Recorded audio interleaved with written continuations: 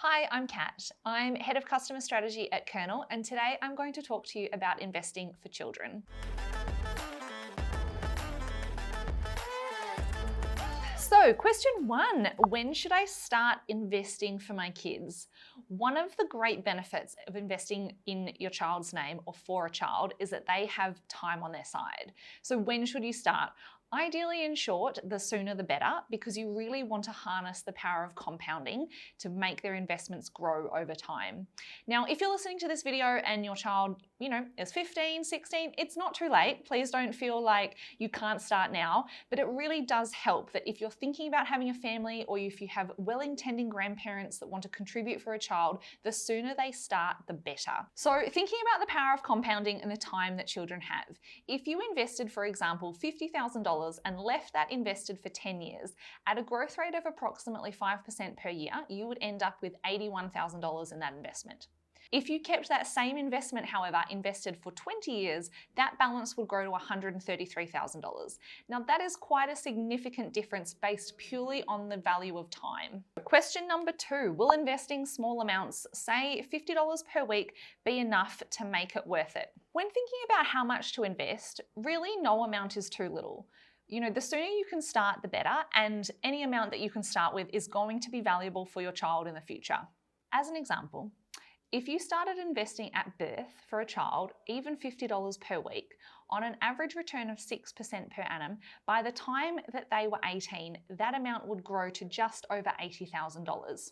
If, however, you started when that child was 15, by the time they get to 18, they would only have $11,000 or just over $11,000 invested for them. So even if you feel like you're starting small and sooner is far more beneficial than starting later in life with larger amounts, because you actually have a lot of catching up to do based on the time that's already passed. One of the questions we get asked often here at Kernel is, should I make my investments separate in my child's name or should I put them in my name? Now, there's a little bit of complexity here around how you can invest on behalf of a child, but one of the things that is of value to know is that within New Zealand, most investments, particularly PI fund investments, are taxed at various tax rates. Now, if you're a child, typically that tax rate is 10.5%, whereas if you're an adult, you may be subject to tax up to 39%. That is quite a big difference. So if an investment is truly for a child and is able to be held in a child's name, which requires a few things like them having an IRD number and also appropriate identification documents like a New Zealand passport, it's certainly valuable opening an investment account in a child's name directly. So now you know how you're going to invest and where you're going to invest for your child. One of the other considerations is whether you should make that investment through a KiwiSaver fund or through a personal investment account. There are a couple of distinct nuances here. The first is you may be aware that KiwiSaver can only be accessed under two circumstances: when someone turns 65 or for the withdrawal of their first property. A personal investment, however, can be accessed at any time and has a lot more flexibility. Now, in the situation of children, this might make a few people a little bit nervous or put pause to some additional considerations because they may not want a child to have access to their money at 18 or 25. They may actually want to put some requirements around it. We believe, however, that it's worthwhile considering whether or not the flexibility is something that you want. A lot of children this day and age may need money for reasons outside of a first home or for retirement at 65. For many kids that are early days or in their teens, that's very far away. And there are a lot of expenses that potentially will come up for that child later in life that may need funding. Things like education costs, going to university, funding their OE, or traveling in other capacities, searching for a dream job, all of that type of thing. So if you are in a situation where you would like the child to have some flexibility on how they can use the investment in the future, then looking at an investment account would certainly be an option. If you would like to have a few more strict rules around it, KiwiSaver would be an option instead. So what investment option should I choose? When thinking about how to invest for your child, one of the most important considerations is what investment option, i.e. fund, should you choose to invest. in. Now, the main consideration here is really thinking about what the purpose of their investment is and how long their time horizon to invest is. So a great thing to consider is most children really have the benefit of time. Therefore, if their time horizon is quite long, they can look at investing in higher risk investments that are likely to generate a higher return. Yes, there will be some volatility over that time period, but if they've got a time horizon of 10, 15, even 20 years, they don't necessarily need that money to be sitting in cash or a more conservative option for that period of time.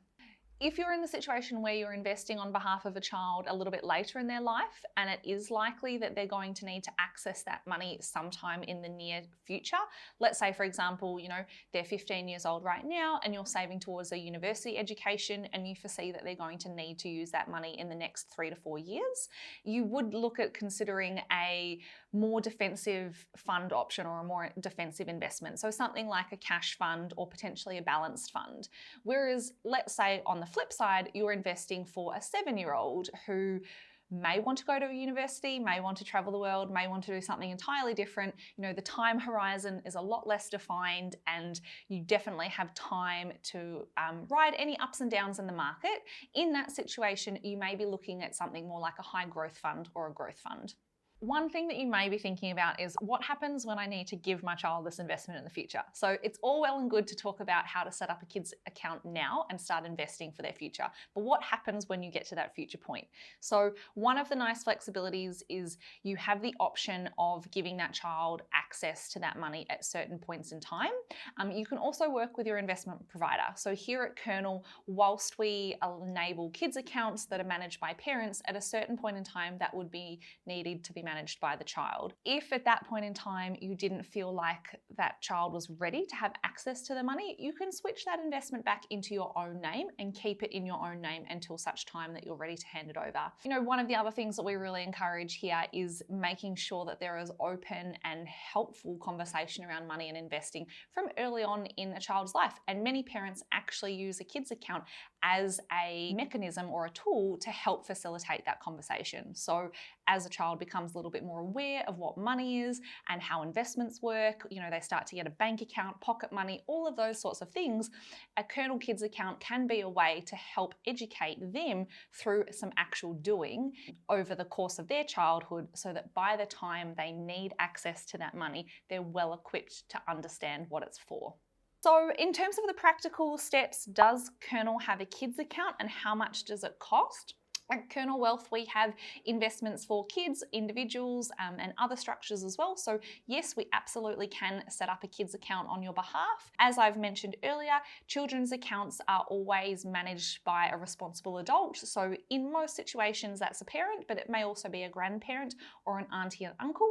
In order to set up a kids account, you do need to pass a few hurdles, and the main one is to have an IRD number for that child. So if you haven't gone through that process, the first step would be going to the IRD website and applying for an IRD number. The second thing is that child needs to have some form of ID. So most commonly this is a birth certificate or a New Zealand passport. And basically we just need those two things to start setting up a child's account. Once you've got that kids account set up, it's actually really easy to manage ongoing and very low cost with Kernel. So you'll need to pay a fund management fee based on which fund you decide to invest in. And depending on the balance of that child's account, there may be a member fee applicable, but for most children, that doesn't kick in until much later on down the line because it's a member fee free account until the balance hits $25,000. So it's a really easy, accessible way to start investing for a child, whether that be $10 a week or $100 a week. And we would encourage every parent in New Zealand to think about doing this for their child's future.